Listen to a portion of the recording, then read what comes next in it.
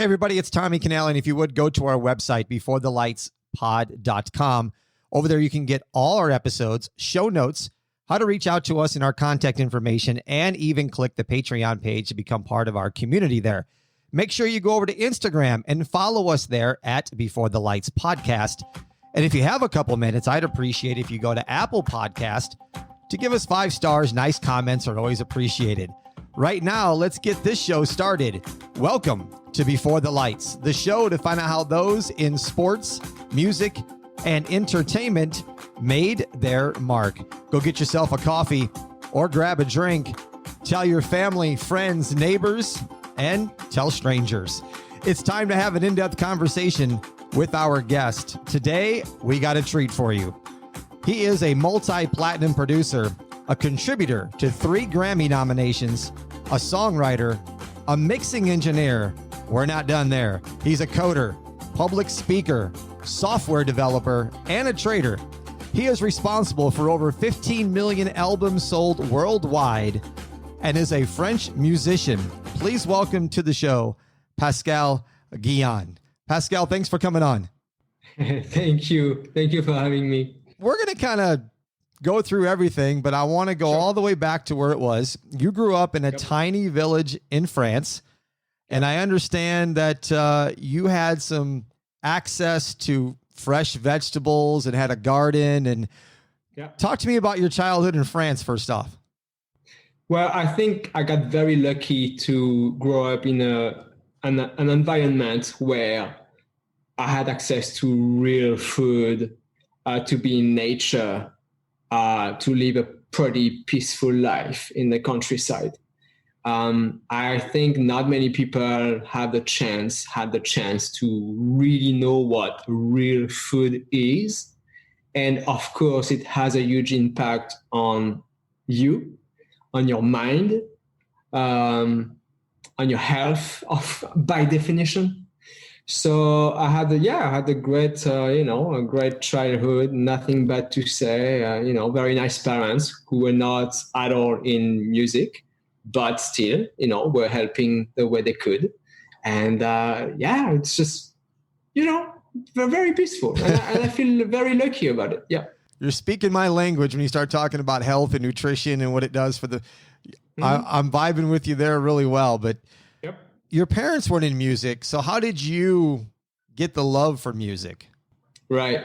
So, these were the best side of being in the countryside. But of course, at the same time, you had the bad sides, which are maybe more difficult access to informations.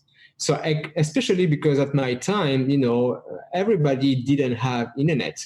So my only access to outside information was the radio. So when I was very, very, very young, my parents were surprised to see me putting the radio on and starting to put together my little tools, my little toys, music toys, and started to hit everywhere. And I can tell you that I destroyed a few Lego boxes like that because I thought they were my drum sets,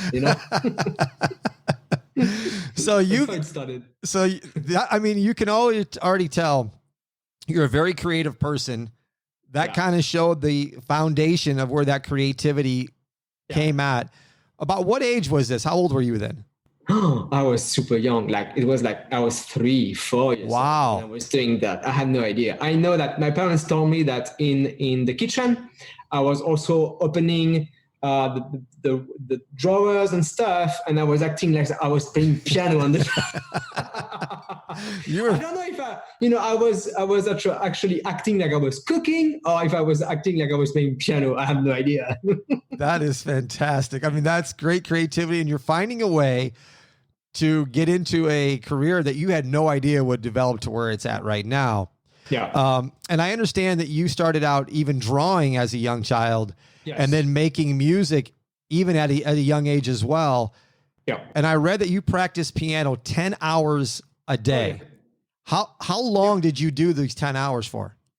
So when I was 15, 16, that's when it became clear that I wanted to focus on that, because at this age, you're like, okay, I'm going to have to work. So what I'm going to do? So that's the thing that I knew the most about. And that was the thing that was making me happy. So I decided to focus on it. And I had all the time to do that outside of school, So I just instinctively went as deep as I could into it. That meant learning from all the people I could, doing workshops with all the highest level people I could, traveling to get to these workshops, going to Cuba, living with the most important musicians who represent the religious music in Cuba. That kind of thought and dedication. And whenever, after 18, when I got my graduation, then you're kind of free to do whatever you want. You keep going to school or different kind of schools or whatever you like. So I decided, okay, I really want to do that. So when I was 15, 16, 17, whenever I had vacations, I was focusing on that.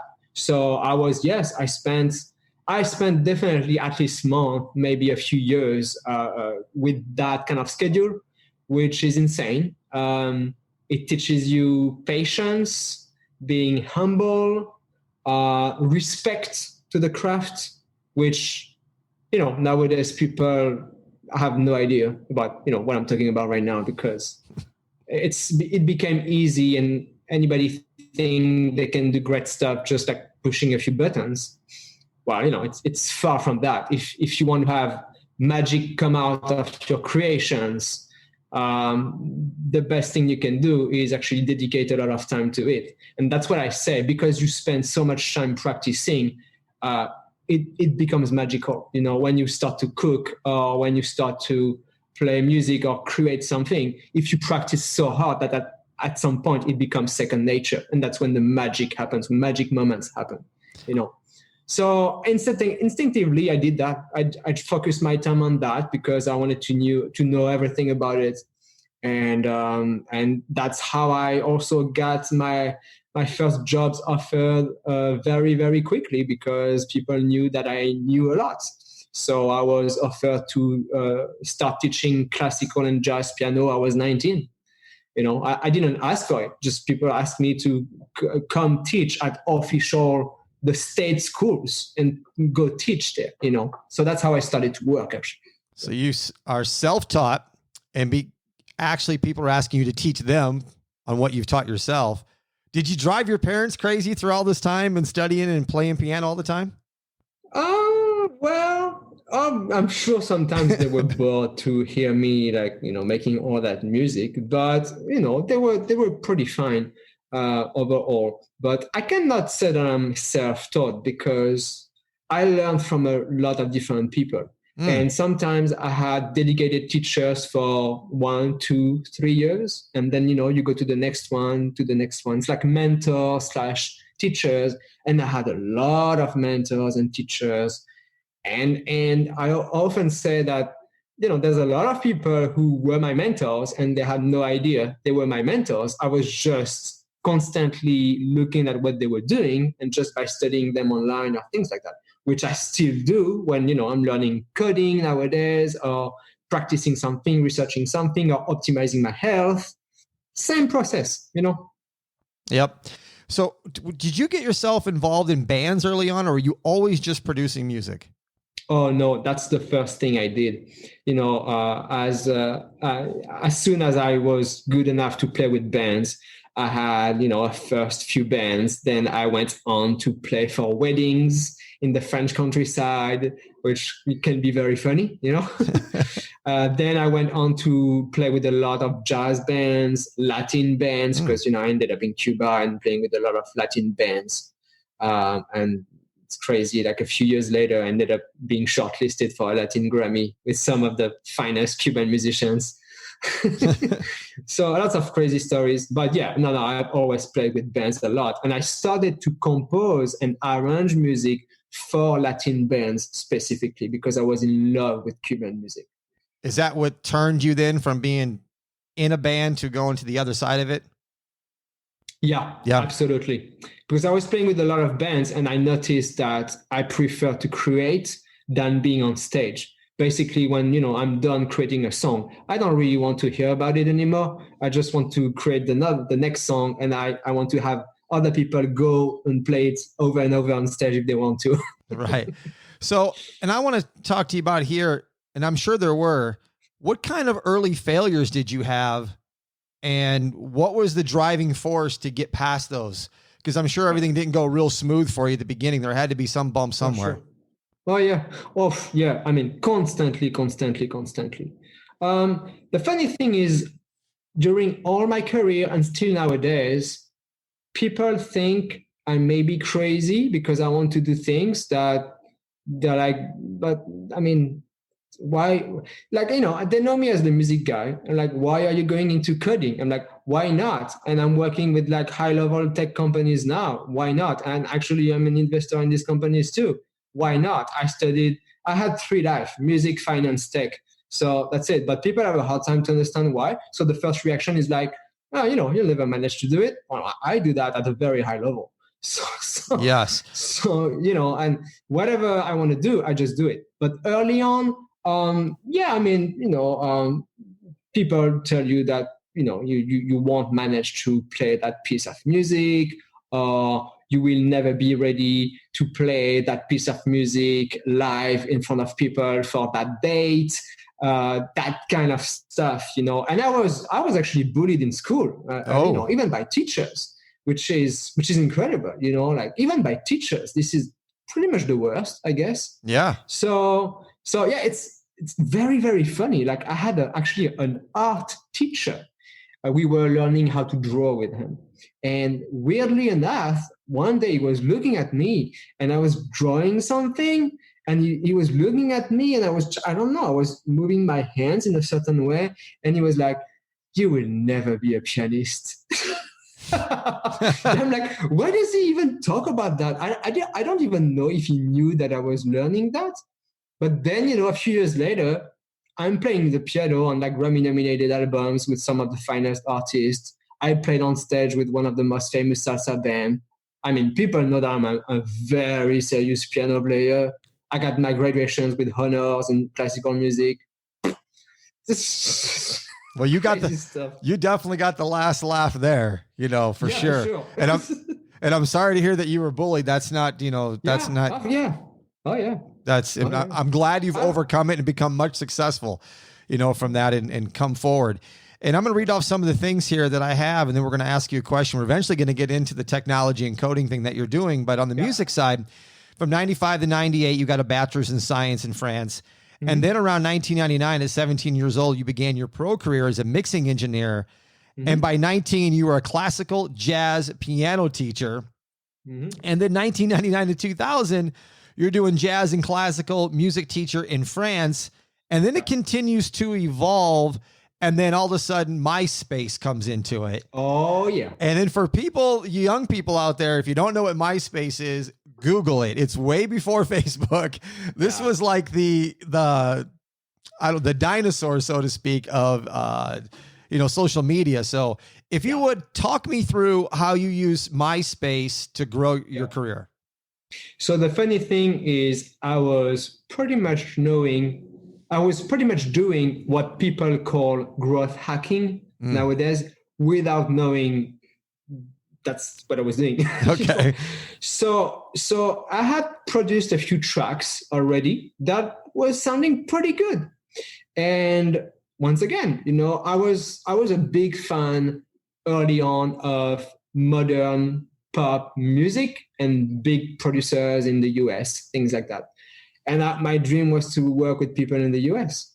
So how do you do it? Well, you have internet. So you have to use internet to get your work known. If you don't do it, nothing's going to happen. So suddenly MySpace appeared. So I created a page with the help of my publisher at the time, great guy in France, a very successful guy in France. And we designed, first of all, a few things that really helped helped me to make it really work. We designed a very good looking page, something quite unique looking. We took the inspiration of Prince's website. It was kind of like a studio picture, but very, very futuristic. So there was a mix of real things with like science fiction thing. So it looked really, really good. And people were always like, remember that picture. So that was a good point. Then I put my music tracks for people to listen to. That was really sounding pretty good already. And I had videos of me playing salsa music. So the combinations of these things got people intrigued, really, really. So the crazy thing is, because of that, I managed to connect to a lot of the biggest music production teams in the US. I'm talking Dr. Dre's people, Neo's people, Shingi's people at the time was really hot, tons of them. And I got my first offers this way, thanks to that. And I also connected to 2 women in Atlanta who became my first sponsor for my first visa in the US. And the crazy thing is I never met them, but they were kind enough to make a deal with me as they were shopping my music, for example. And that their company acted as a sponsor for my first visa, which allowed me to move to the US for 3 years then. Other things happened in between. I got invited by Walter Fanasieff. Yeah, we're going to go through that. Which is crazy. But this is how I use MySpace and other tricks I did to maximize my opportunities thanks to MySpace. I actually created 5 times the same page. And I had a software running on the 5 pages to send the maximum amount of messages, comments every day to the maximum amount of people. So I was a master spammer. I was annoying the hell out of people, but it worked because I got amazing results. And the results were that I got my first music placement outside of France with the biggest Korean boy band at the time, which became one of the biggest albums in 20 years in Asia. And I connected to one of Timbaland's rapper, and we placed a song in a Ben Stiller movie together. And that happened really quickly. That was my first placement, thanks to MySpace. I mean, that's it. And this was all social media. This is why still why you're all in your village in France. You hadn't. Yes. Still there. Actually, I moved to a bigger city, but I just left my parents and moved to a bigger city. But I was just in my apartment, bored as hell, dreaming to work with the people in the US. That's it. Well, speaking of the US, you finally get an invite, and I'm going to let you explain that. Yeah. But you come over here and you work on Spirit and Here I Am by Leona Lewis, along with The Point of It All by Anthony Hamilton, all within 2 weeks of being in LA. Yeah. And people come for a lifetime and can't get anything going in LA. And within 2 weeks, you are killing it. So explain to my listeners first how the invite happened, and then how did you all that connect? So it's actually the second invite I got, but I didn't choose the first one. So it's now we're talking really about the art of networking and social skills, all that stuff. And I always tell to people, you have to build relationship with the highest profile people possible. Because if you manage to get good relationships going with this kind of people, they can help you big time because they're super powerful and because they can just open the doors, any doors for you. Mm-hmm. I happen to get connected to a really high profile actress in Hollywood when I was still living in France, just mutual friends. And her husband just told me, okay, we'll see what we can do for you in Hollywood. And they actually did something. So they introduced me to Walter Fanasieff, one of the biggest songwriters of all time. He got Grammy's Producer of the Year in 2001. That's the guy who did some of the biggest Mariah Carey's songs and Whitney Houston and tons of people. And they decided to invite me in LA for a month. And that's how I got here. So when you're around this kind of super high profile people, and if you're a minimum good at what you do, well, of course things happen. So when I got in the US, 2 hours after I got out of the plane, I was at Westlake Studios. That's where Michael Jackson recorded a lot of his stuff. There's actually a room in the name of Quincy Jones there. I was there 2 hours after I got out of the plane for the first time in the US. The first week, Walter was finishing a song for Leona Lewis. I added a few things to the song, very little job, but that got my first credit in the US. And the second week, I got introduced to Heavy D, the hip hop legend. And honestly, I had no idea who he was at the time. Really? Shame on me. But we spent an afternoon together and, we had a great time. I was playing the keys and we were making tracks together. We did 2 tracks and one of them got to Anthony Hamilton on the album The Point of It All, which got actually 3 Grammy nominations, 2 for the album and 1 for a single. That was my first 2 weeks in the US, and the next few weeks got crazier, even crazier. So you had to be loving the US early on when you got here and figuring, hey, this isn't as bad as everybody's making it seem out to be. Oh, no, for sure. I mean, that was incredible. That's a movie. Yeah, for sure. The songs that you've produced or co-wrote have ranged from pop to ballads to club to country, along with Christian music. Yeah. Have you always enjoyed all genres of music? Yeah, it's just like food. When it's good, but it's just about education. When I went back to France in December to see my parents, I cooked them traditional Japanese food, but they have no education about it. They don't know about it. So it was very weird for them. But it's all about being curious and, there is this in the world. And, there is this as well in the world. Let's see. And, you find quality in all things and other things are not done as well. But once you get familiar to the things, I love to do any kind of music. It's just a matter of understanding things. And it is true that most of the time people stay in a box and don't get out of it. That's not how I function. For me, everything is linked. That's also why, I do the coding and the finance, because it's a great balance for me. That's how I function. That's how I live well and feel well. So that's it. I really enjoy to go from one to another. But once again, I'm able to do it because I studied, and not that many people study nowadays. Pascal, how do you know when you hear a hit song? Is it something clicks and you go, that's it? Or do you add something to it and go, I think this one's got a possibility?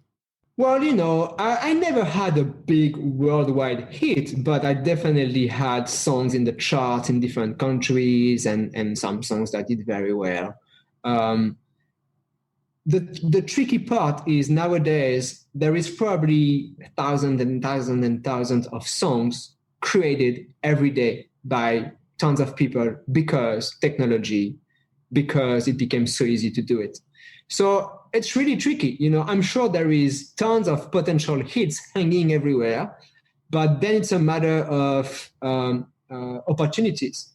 Is it gonna go to the right people? It's all about getting in the right situation at the right time. It's highly political. It's a really, really, really crazy thing to make things happen.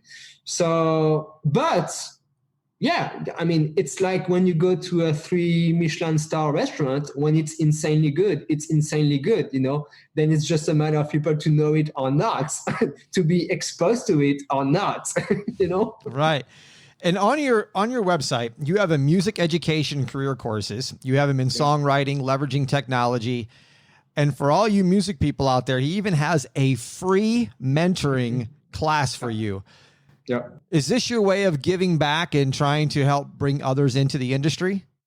Yeah, totally. Because the thing is, I've always loved to share good stuff. Whenever I discover cool stuff, I want other people to know it, So I'm like, guys, this is how I did it.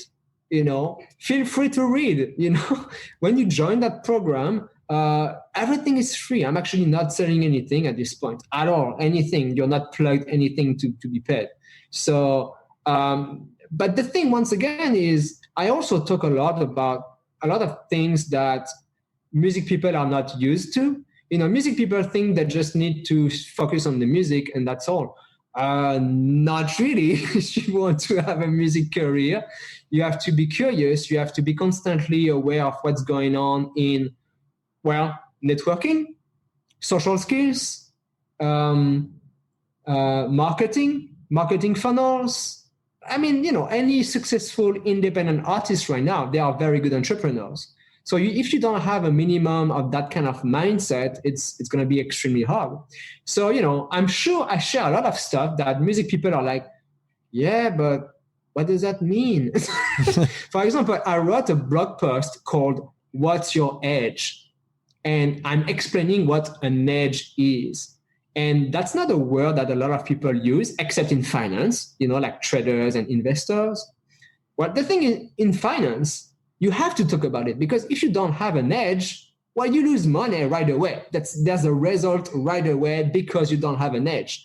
But when you think about that in other fields, you're like, yeah, I don't have an edge in music. I mean, but it doesn't matter. I'm like, yes, it matters. It matters for everything. But for some reason, it's not as obvious. So I'm trying to make things understand to people by comparing other fields, how it is obvious in other fields, and why they should apply that kind of mindset and strategies. So he's giving you, all you musicians out there, ways for you to stand out without just coming out and saying, this is what you need to do. He just gave you a whole list of them. So if you missed it, hit the back rewind button on your podcast there and you can get them back, because he just gave you some golden nuggets. And also on his website, which I'm going to put a link in the show notes to, and people can get there, he has music production tutorials with plugins, unique drum patterns, salsa piano, and even one called Secrets that got me curious. So I was like, what's going on there? But my next question for you is, how do you go from music to stock trading and programming? Yeah, well, the very simple reason is because I'm a very logical person, and the music industry is not logical. So my brain was missing some logical activities. So yeah, I got bored, and YouTube is where I do a lot of research. And I randomly ended up finding some interesting guys that I actually really I kind of recognize my mindset in what they were doing, and they were traders. So I ended up learning. All the passion I put in music, I put it in learning finance, trading specifically. So that's how I got into that, and that became a good balance with music. And that's also the field that put me to coding, because once again, as a trader, you want to have an edge, and an edge in trading can be technology and learning how to code, to detect things, for example. So that's also how I got into studying to code. In 2015, all the way up to the present thing, and this one's fascinating for me, you're part of Hyperloop TT, which is transportation tech, as a developer, an audio specialist, a connector, and even an investor along with SpaceX, which we'll get to. And for those people who don't know what Hyperloop is, it's a tube that can get up to speeds of 620 miles per hour. It's powered by sunlight, and you're actually levitating in it. It's pretty cool. So you got to look, and I'm going to put a link in the show notes for this as well. Yeah. Tell me the status of this, and where did this idea originate, and how did you get hooked up with this? Okay. So there's two things. In 2013, Elon Musk did a video about this new idea, which actually is not new. The history of the Hyperloop system is not new, it's very old. But he made the idea popular of creating something like that in 2013. But he said that he had zero time to do it. So he just put the idea out there, and like, people do it, whoever wants to do it, do it. So one of our friends, Dirk Alborn, was actually the first person to create a company out of this idea. So that was called Hyperloop Transportation Technology. So that's that. And it happened because I started to hang. We come back to networking. I started to hang with a circle of pretty much, the craziest entrepreneur in Los Angeles, like really, really, really high level people. And that's how I met Dirk. That's how I met Bebop. And the thing is, I started to make music for the company. I actually did like an anthem song that we used a few times for now, here and there, for a few conferences. So that's how I got into the company, and I introduced a few people to the company, that actually people who became quite key for the company because of the involvement they have. And, since I started to be able to do other stuff, hey, by the way, what do you need? What do you need? Oh, I can create that if you want. So yeah, I'm coding, and actually the past few months, I've been mostly focused on creating a new platform for them. Yep. So things are progressing in the Hyperloop. Yeah, the last thing you might have seen is that we made public a feasibility study results to build that in the Chicago area, and the results are extremely positive. And we have a research center in France where we built a full-scale system. So now, it's pretty much doing the tests like full-scale, showing the world that it works. And we have commercial agreements already. So yeah, everything is fine. Everything is good. And I believe I'm in Las Vegas, and I believe there has been some talks of something similar to maybe the Hyperloop to run from here to almost LA, right to the Victorville area, and then to shorten that trip up as well. And you're also an investor with SpaceX, which is design and manufactures and launches the world's advanced rockets and spacecraft. Did that come from the networking relationships then from Hyperloop? No, actually, there was another connection prior to that. People I knew that were involved directly with the company. So that was actually way before that. But yeah, it's same idea. It's based on networking, knowing the right people. Absolutely. Yep.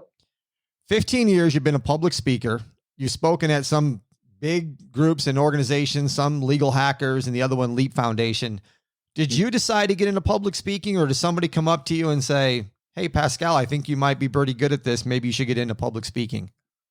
Well, it's this, that happened the same way as when I started to teach, meaning I didn't ask for it. It just happened. Mostly because with my coding, I like to build really the most interesting things possible to make people think, to show that, new things are possible to do nowadays. So, I ended up building a proof of concept video game, for example. So that landed me a few speaking gigs. So once again, I didn't ask for it. It's kind of going back to the idea of like kind of hacking every situation and reversing every situation. Most people would act needy to get a job or to get an opportunity. The way I function is to try to work so hard, or like to build things that are so interesting that people then come to you because it's really cool. So they want to know more about it, So that's how it happened, that's it. And that brings me to the next one, because I want to know more about this. 2017, you touched on it.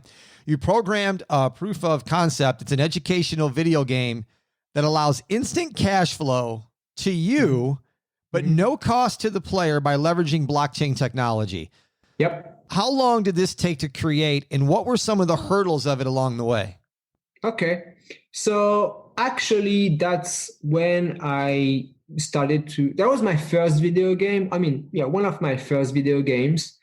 And it just happened completely randomly. It just took a few weeks. It's just JavaScript stuff. For coders, it's like, JavaScript is somewhat easy and you can do anything very fast. It's really, really cool.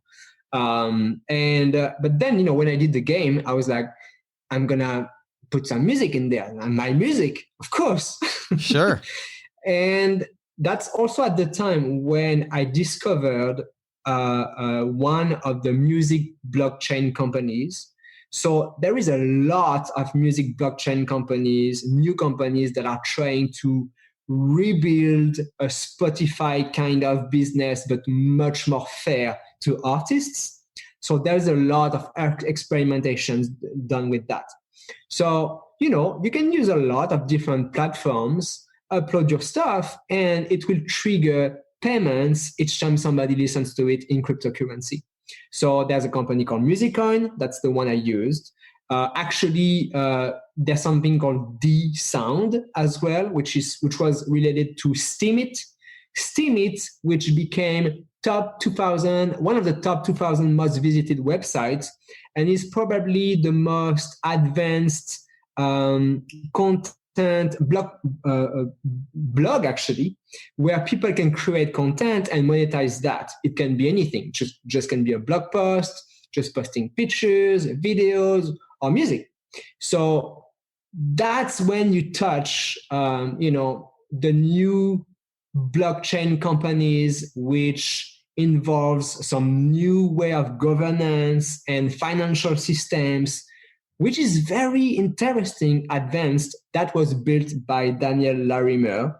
He's one of the best researchers and programmers in the crypto world. So he did very well with the Steemit stuff. It's funny because he likes to do proof of concepts and then he goes to the next project. So he built Steemit and a bunch of other proof of concept and then he disappears. Which I really recognize myself in that, actually, because that's what I like to do.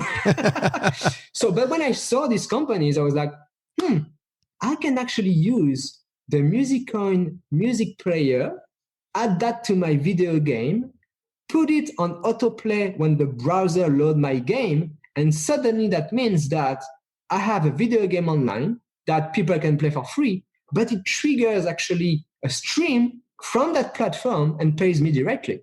So that also became a proof of concept for the blockchain company. So I traveled a bit to talk about it. But when you think about it, it's like, okay, these processes allow to monetize in a new way any online experience. So that's something to think about. It's still very early, but blogs like Steemit showed that it can work extremely well. So that's a beginning. It's fascinating. It's fantastic. I mean, when I read that, I'm like, wait a minute, I got to read that again. Am I really reading this correctly? And I was, and you're also a social media expert. And it changed my life. So yeah, I played a lot with it. One tip to our listeners on what they can do to help grow their social media platform. Yeah. So unfortunately, it became insanely more difficult nowadays to do it for many, many, many reasons. I would say mostly because all social media now have really tricky algos that are handling the walls and what you see. If you have a lot of friends, you might not see actually their content, which doesn't make much sense at all. So that was not like that at the time of MySpace, where I could really make the most out of it. So it's very tricky. And social media now, they like to put you in a box as well. So the very best thing to do is to focus on just one thing. To create, for example, an Instagram account, and if it's about food, just talk about food and nothing else. And that's how Instagram is going to reward you the most. If you start to talk about other stuff at the beginning, you're going to lose Instagram and they're not going to like you.